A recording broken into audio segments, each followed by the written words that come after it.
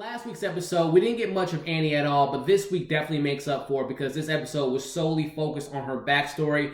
And boy, don't we find out some interesting stuff about her upbringing. We're going to talk about that. And after the reveals of this latest episode, has Annie become the scariest person in Castle Rock? We're going to talk about that and much more.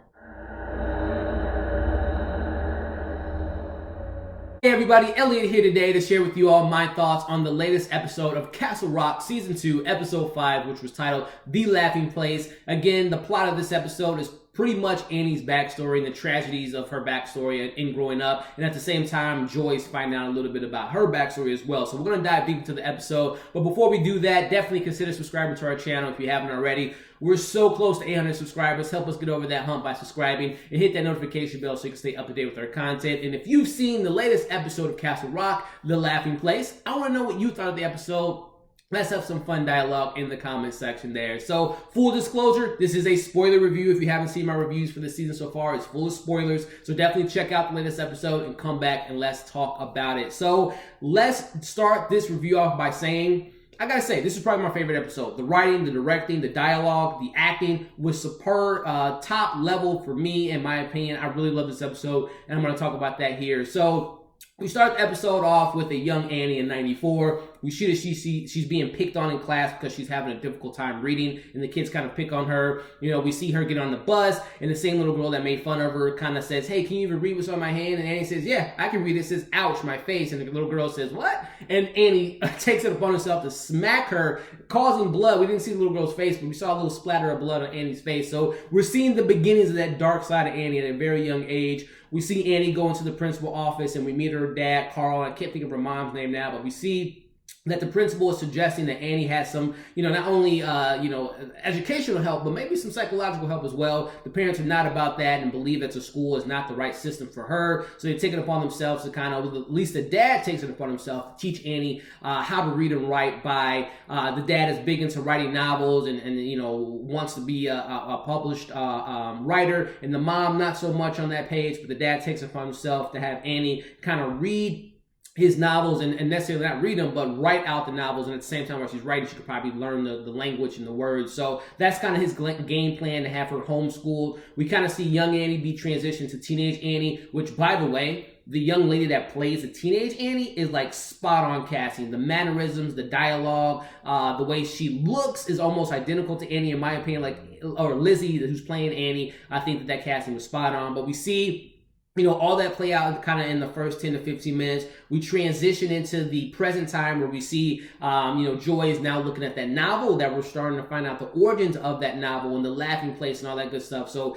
Joy is reading that, and then, she goes out with a deed, and, Annie sneaks into the car, and Joy still doesn't want to talk to her. And again, we don't really get that much in the present time, in the present storyline, until later in the episode, but we transition back to, I assume at this point it's probably in the mid-2000s because Annie's now a teenager. We see that she meets Rita, who's going to help her get her GED and teach her how to read and write. And we're seeing all that play out. We see that they're developing a good relationship, and Annie's really kind of gravitating towards Rita. And as that kind of montage of them growing as a friendship and liking each other, we see that Rita is pregnant now. And I immediately say, that's Joy. That is baby Joy inside of Rita. And I'm thinking that her dad is the father, because there was a little scene in that montage when Rita is teaching Annie how to read, that they have a little kindle there, a little spark there. And then later on, we see the truth of that. So we see how that all plays out. Eventually Annie gets her GED. Her dad moves out of the house at this point. He wants to find his way in the world, aka start a new family, as we find out. But the dad leaves, and that leaves the mom. She's just, which, by the way, we see both parents inside of Annie. We see the uncertainty in the from Annie's mom, and the neatness and how to do this, how to do that. She gets that from her mom, and then we see this searcher aspect from her dad. So we see both of those characters in Annie, but at this point, Annie's mom is just full on depressed, which makes sense. Her husband left her. Her child really doesn't seem to have many friends, so she's just kind of to herself. When we see Annie, she gets her GED. They go to visit a college, and the mom at this point is just like, you know what? We're going to start from scratch. We're going to start from the beginning. So we see that her mom drives the car into the lake. Unfortunately, her mom dies from that. Annie makes it out of the crash there, and we get a little bit of a time lapse there. We get about a 3-month gap Annie's no longer looking into colleges. She really isn't pursuing anything. She's sad at this point. And we slowly see the dad trying to bring Annie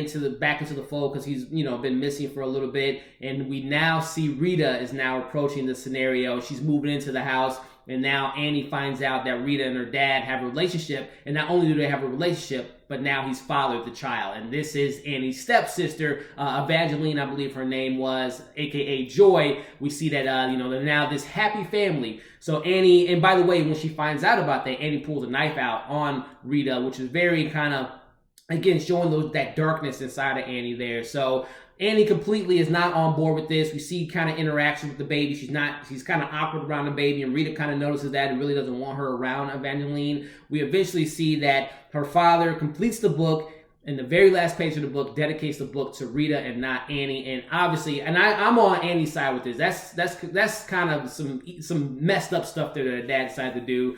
Annie's upset with that.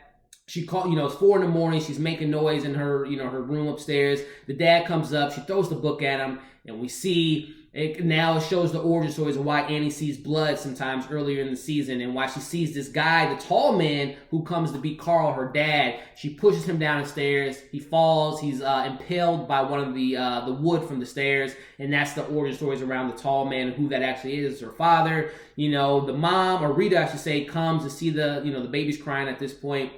And Annie chases her in the baby's room. Obviously Rita's protecting Evangeline, but Annie stabs her in the stomach with some scissors. We see Annie take the baby, and then we go back to episode 1 where we see Annie in the forest or the woods. We see that she's thinking about killing the baby, very similar to what her mom did from starting from scratch. But baby Joy laughs at her, and at that point she kind of takes it as kind of a sign maybe that she should be her mother. As we kind of see that kind of play out, we go back to the present time. Joy is now looking. She sees the end of the book and sees that it's called, dedicated to Rita. She looks up Rita, calls Rita, I love that cutscene because I'm like, oh, is Rita still alive? It cuts back to Rita in the blood with the scissors in her stomach, and yes, she's still alive. And the episode ends perfectly. Rita is on the phone after Joy asks her if she know about the book that her dad wrote, or that her grandfather wrote, and she doesn't probably know that that's her grandfather at that point. And Rita says, who is this? And we see the next week's story that obviously Rita is going to jump into the story now. Annie's going to maybe tell Joy about the truth. Who knows? But I thought this episode was excellent, from the writing, the directing, the casting. Again, young Annie, or teenage Annie compared to present day Annie, spot on. The reveals that we get in this episode was really well done. I thought that it was just really well crafted, in my opinion. Again, we find out about her dad being into writing. We see about her mom, her backstory, her. We still don't know where this darkness comes from, right? Because she hits the little girl in the face. She pulls a knife out on Rita. She stabs Rita. There's some darkness that brews inside Annie, and I hope that we still get a little bit more of that backstory, as well as after she takes Joy or Evangeline. How does she become a nurse? So we find out in later or previous episodes that she took the identity of someone in Iowa, but did she kill that person? I would still want to know, is there some meat on that bone in regards to her backstory? But I also want to know, did anyone buy the dad's book? Because you would think it would be a little bit easier to find Annie after this Arthur, who was killed, and the daughter's on the loose, and his, the older daughter takes a little daughter. You would think they would have found Annie by now. So hopefully there's a little bit more explaining to do in regards to how Annie got away with this and how she wasn't eventually found. But again, I enjoyed this episode. It's my favorite episode of the season, and I'm really excited to see how things plays out for the rest of the season, because we obviously still have Ace's story, Nadia and Pop. We still all got all that going, and I'm really enjoying this season, and I thought the episode 5 was the best so far. So let me know what you thought of this recent episode. If you liked it, if you didn't like it, let me know in the comment section. Like I said up top, subscribe to our channel if you haven't already. We're so close to that 800 mark, so help us get there. Definitely like and share this video, and follow us on all of our social media accounts. Check out our content that we have on our channel right now. Just did a Last Christmas review with Amelia Clark coming out this Friday. We did Dr. Sleep review, which is coming out this Friday. We saw that last week. And we got a ton of TV reviews on our channel for you all to check out and enjoy. So thank you for watching this review, and we'll see you in the next video.